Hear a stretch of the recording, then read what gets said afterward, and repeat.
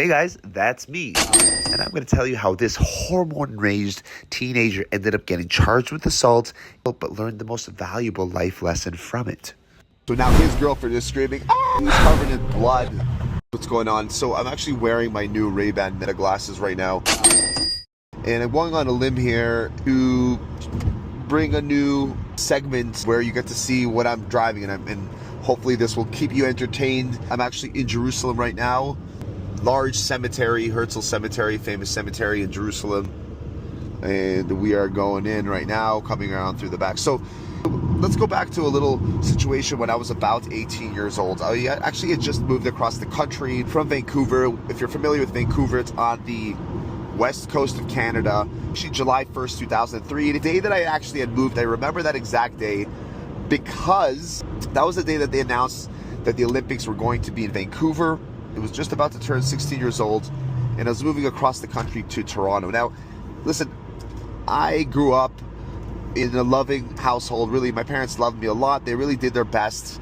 But the reality is that they had a lot of the challenges that most people that come from countries like Russia, the Soviet Union, really struggle with. And nobody really taught them how to internalize emotions, how to be able to understand their internal world, and how to be able to work with their external world. And I think this is very key. It's something I talk about in my book called The Antidote, something called the Inner Dictionary. And I'm saying this because people that grew up in the Soviet Union realistically grew up with a lot of trauma. And part of that trauma gets passed down to the kids, it gets passed down to your kids if you don't stop it. You're still struggling, worrying about where your food is coming from, worrying to make sure that the communists are going to find you and send you to the gulags because something was wrong, or maybe that your neighbor would call them and rat on you for something that you never actually did, just because the communists had spies everywhere and they wanted control over everything. Then you might have a hard time focusing on more internal things. You're trying to survive. Here I am, this teenager, I'm having all of these internal experiences. I'm having all of these, all of this anger, this testosterone that's building up, and I'm a jacked ass mofo over here. I was pretty jacked when I was younger. Great genetics, a lot of testosterone. But the fact is that when you have all that testosterone and it's growing, it's building your body, you really don't know what to do with it, especially when you don't have the right outlets for it. So what ends up happening is that, hey, I want to be a homie G. Wow, that sounded so weird. I was like, listen, I come from a tough place. I'm going to show everybody that I'm a tough mofo.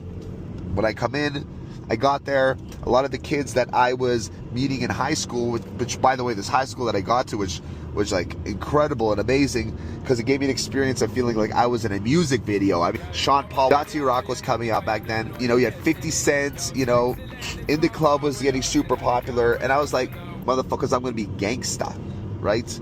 Gangsta, like my parents are gangsta, like, and I got to the school and I was like, I'm in a Sean Paul video. There are these black girls braiding hair all up in the corner, dancing to dance hall, and I was like, damn, this is cool. The reason why it was so entertaining is because we didn't really have black culture back in Toronto, back in Vancouver at that point in time. Not just not having, much of a black culture, we also really didn't have gangster culture or whatever it was. But we did have a lot of tough motherfuckers, scrappy ass Canadians who really didn't give a shit. They just wanted to get drunk and fight. So I come over to Toronto, big city, for the second time now in my life. I'm in public school. I'm making friends with all the Jewish boys around there. There are Jews, there are blacks, there are Asians. Okay, it was pretty cool. And my school, Vaughan, was known for being it had some like hoodlums. It was right near the, what we called the projects back then. That's where we got a lot of the thugs hanging out over there. And so my school had this reputation for being this thug school. So I got in there, I'm shave my head, I got my chain on. I think I'm a gangsta, real boy, Jamaican, rude boy, but not really Jamaican. And all of a sudden I start hanging out with the Jews at my school, who also thought that they were gangster, right? But the Jews at my school thought they were gangster. They would love to like start yelling and screaming. We go to these parties and they would start getting to fights and be like, yo boy, starting scraps with people. And I noticed how everybody that would get into fights would just like talk.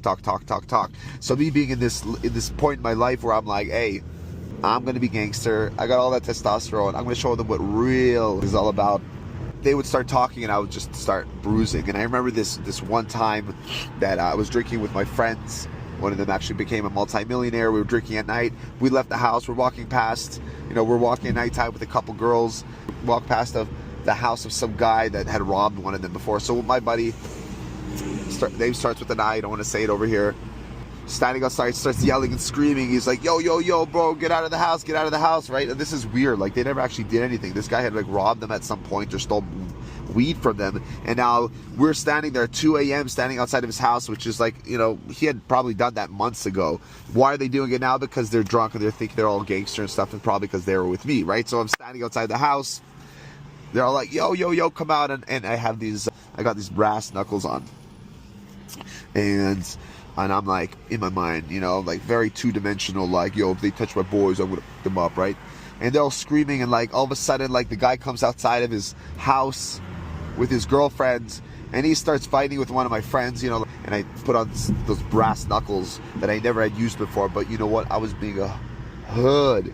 All of a sudden, he grabs my friend, and I grab the guy and just start laying it in. So now his girlfriend is screaming. He's screaming. His mom is running outside. He's screaming. He's covered in blood. And my brother was actually with me. He's like, run, Bill, run.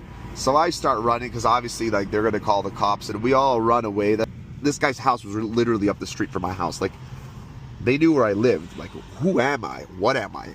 But hey, I was like 16, upset, full of testosterone, not knowing what, when, how to deal with it.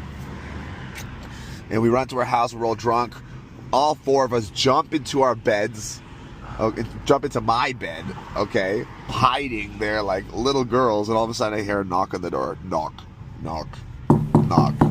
And oh, damn. My dad's like, Josh, come upstairs. I come upstairs all drunk, and there's like police at my house. And they're like, were you here? This assault, this, and blah, blah. I don't even remember what they said, but obviously I was so drunk that like I admitted it like an idiot.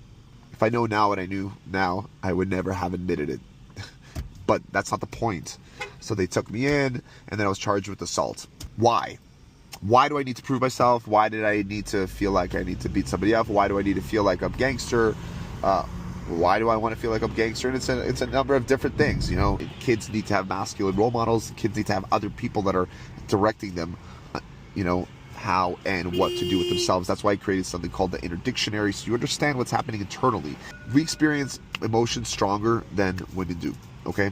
They can be emotional and it's not a problem, but when a guy is emotional, it messes up our relationships, it messes up our lives. Nobody gives us any excuses for it whatsoever, right? So a lot of people end up pushing that down, ignoring it, and eventually they explode. But this is the whole thing. You want to be able to be conscious, you want to be aware of what's going on inside. I'm going to talk a little bit about being emotionally detached. Being emotionally detached is not feeling yourself. Emotionally detached is knowing what the feeling you have, understanding where it comes from, experiencing it, allowing it to move through your body, but not reacting to it. Do you understand?